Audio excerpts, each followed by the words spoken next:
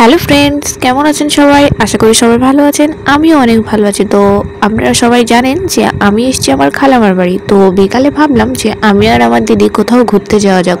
তো সেই উদ্দেশ্যেই দুজন বেরিয়ে পড়লাম। আর এখানে আমার দিদির একটু কাজ ছিল, তো ওটাই করছিল ও, আর আমি এখানে বসে বসে ওর জন্য ওয়েট করছিলাম। তো তারপর ভাবলাম যে নিউ টাউনের দিক থেকে ঘুরে আসি, তো তার জন্যে আমরা বেরিয়ে পড়লাম। আর এই তো চলে এলাম প্রায় নিউ টাউনের কাছাকাছি। আর তোমরা বুঝতেই পেরেছো যে আমি কোথায় যাচ্ছি।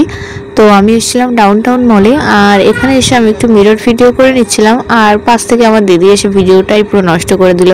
তো যাই হোক, তারপর একটু মলটা ঘুরে ঘুরে দেখছিলাম।